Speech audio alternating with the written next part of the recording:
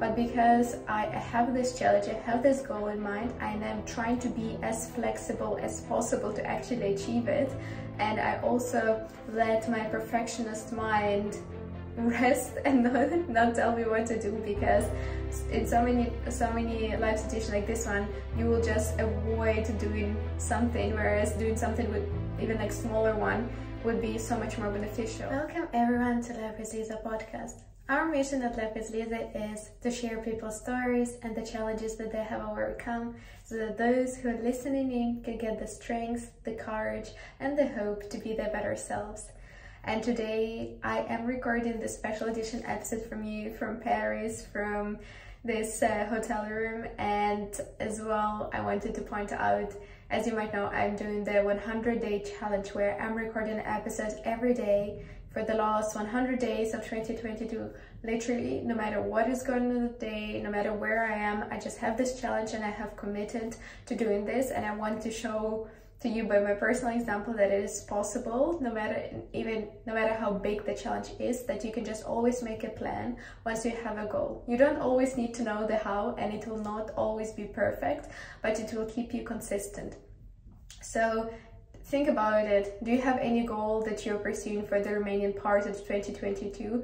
If not, you can also set the goal so that it helps you learn about the discipline, about the true discipline, and try to keep it.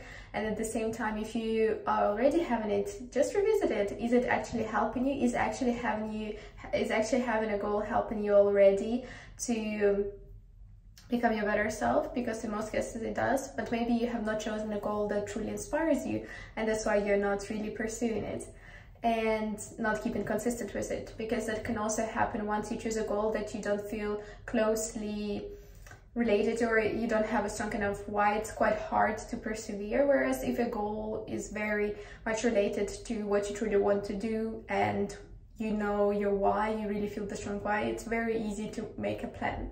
And in today's episode, I wanted to talk about making plans and actually being flexible, because so many times we have this perfectionist mind in our head that basically tells us, oh, this is not good enough, this is not perfect, I'd rather not do it.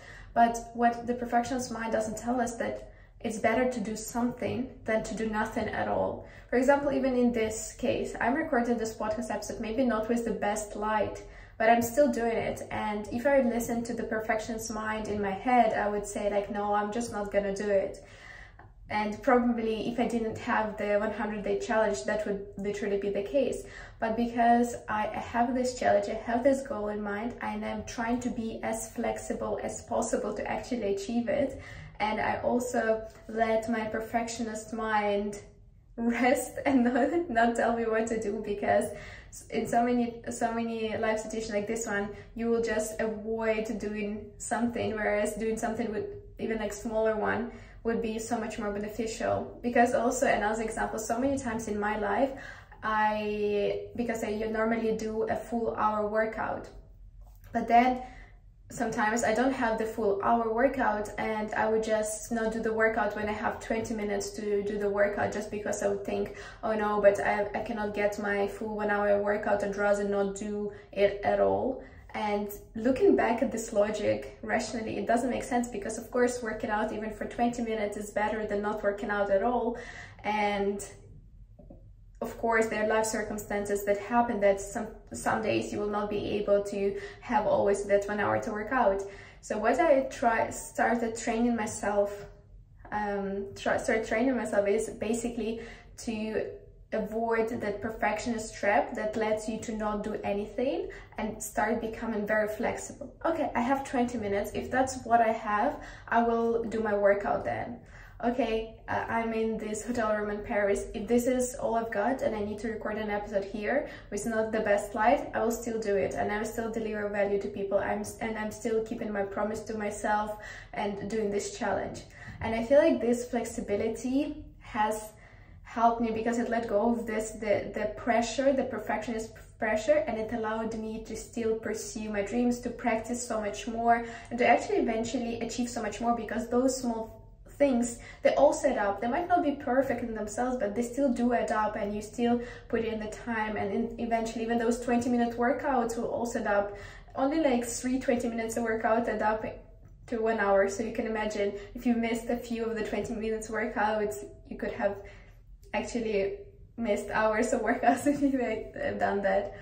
And I wanted to encourage you to think, where is your perfectionist mind actually stopping you now from going for your dreams? What are you waiting for? In some circumstances, are you waiting for a circumstance to be perfect to actually start?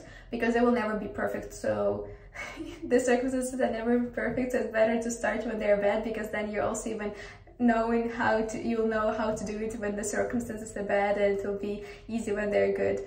But where in your life are you waiting for some things to be different, to be perfect for you to get better before you start?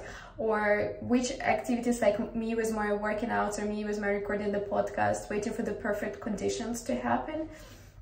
I think I remember I saw this picture of Alex Hormozy, how he recorded his first audiobook. Instead of a studio, it was literally like some pillows and a little box, and he recorded it with that as a noise suppression, because he said, I'd better do it like that than not do it at all. And so many times we stop being flexible and we are just listening to the perfectionist mind, and that is not productive. That just doesn't work. So my ambition is to do what works and to let go of the perfectionist mind.